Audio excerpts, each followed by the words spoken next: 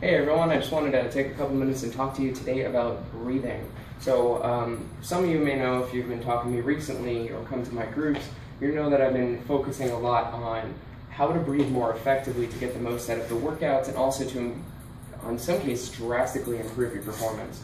So a couple of things that I see pretty commonly that are holding people back and making exercise a lot less fun is holding your breath in a movement. You know, if you're in a push-up, that kind of thing. A lot of gasping, right? Taking shallow breaths. So instead of you're breathing, that kind of thing. Really tiny little breaths that are basically what would happen to you if you were panicking. You know, being chased by a saber-toothed tiger, or you know, you're in a life-threatening situation. The fight or flight kicks in. You're going to do those really fast, short breaths. And the problem with those is that they're not very productive. They take a lot of energy and they put you in that panic mode, which is the opposite of what you want. Ideally, in the middle of exercise, your goal is to feel calm and in control, because you stay safe, you can stay focused, and you can be more concentrated on your performance instead of, oh my God, when is this pain going to end? So let me go over a couple of different ways to improve that. First, I'm just going to talk about the mechanics of breathing in general that I'm recommending here. So I'm recommending more diaphragm breathing. So in other words, think of right about the bottom of your ribs, all the way around, a three-dimensional breath. It's a cool way of thinking about it that I've read recently, is think about expanding your midsection right here, all the way around, not up through the chest, but out in every direction. So see, I took a full breath. All the air's out, ready?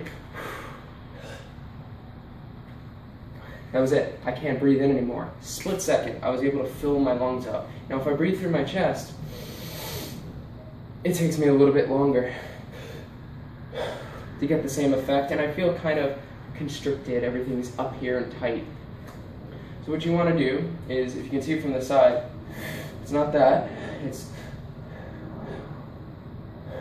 okay? It's expanding from here. You can see out to the side.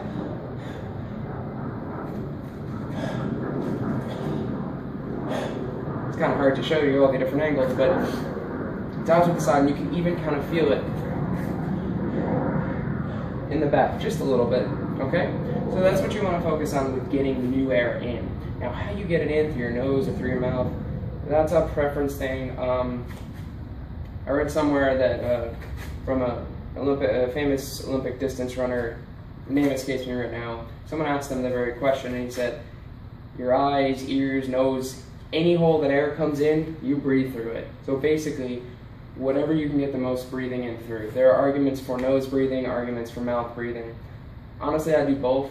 I'll breathe through my nose generally for probably the beginning part of the workout, or anything that's a little bit less intense. But when I need that air coming in, I can't breathe any faster than I can through my mouth. Particularly during a workout, I tend to get pretty stuffy, and I know some other people do too. So now, let's also talk about exhalation. So when you exhale, you want to make sure you get all the air out so you can bring in new air. So you don't want to do a shallow exhale either. So you don't want, that's going to promote the same shallow breathing. So what you're going to want to do here is two ways. That would be four. Two ways of doing this. So one is to breathe with every single repetition.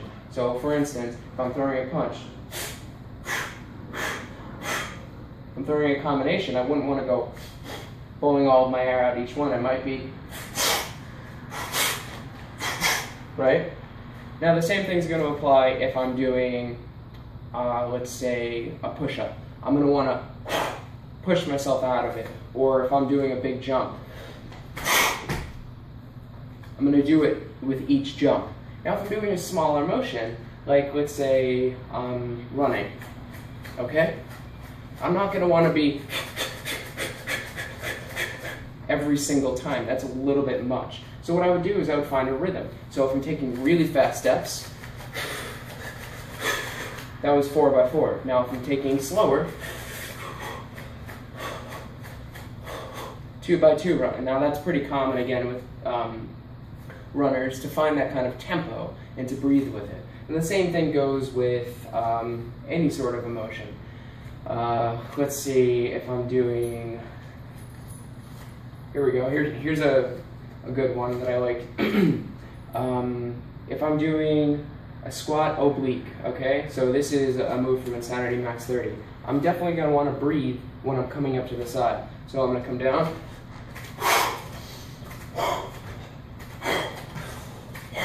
So what I'm doing is I'm breathing in until the moment before I explode, and then I'm pushing it all out with all of the force. Another example of that is if I was doing switch kick. Now, I don't want to piss off my neighbors downstairs. It's 20 after 8, so I'm not going to jump on them, but I'll do the kick. So I'm not going to go...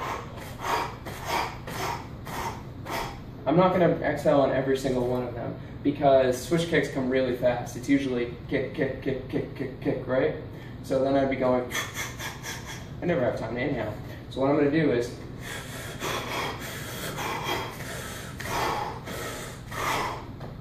Again, it's rhythmic. I'm still getting the intensity of the exhale, but since it's a move that doesn't require maximal power and maximal explosion, I can pace it into a rhythm. I hope that makes sense. So now let me just finally talk about the exhale itself. So what I like to do is something that I got from a yoga routine, and it's probably going to butcher this. It's called a Skunjai breath. So it comes from the back of your throat. So you can kind of think of Darth Vader, okay? So instead of like that, you know, kind of panting, kind of tired, what you want is, here, I'll try to get closer to this. So it's breathing against the back of your throat.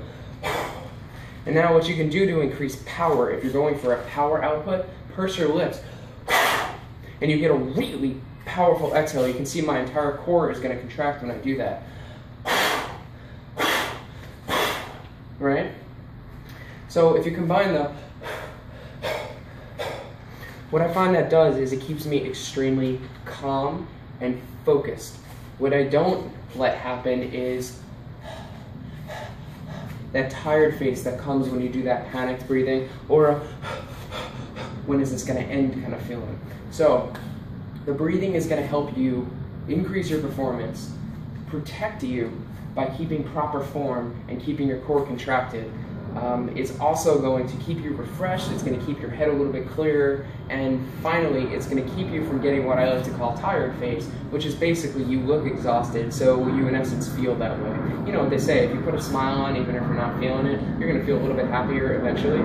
It's the same kind of deal. If you put on that intensity when you're starting to get tired, you're going to get that second wind, that extra little bit of intensity to do those 2 or 3 more reps that you maybe never have done before. So I hope that was helpful. Drop a comment below and let me know if you have any questions, if you liked it, if you want any more information on any one of the parts that I just discussed. I know it's a little bit long, but this is a really important topic, so please take a look at it. Well, I guess if you're listening to this, you've already taken a look at it, but so if you need to go back and review, please do. Practice the techniques. If you want to shoot a video or do a chat at some point, I'm more than happy to set up a time or meet up with you and work on this with you. If you come to my Saturday groups, come a little bit early and I can help you practice breathing before we start, and you can try it out right there at the workout and I can help you do it. And you'll see it's a world of a difference in how you feel. Alright, well, that's all for today, and I will see you guys soon.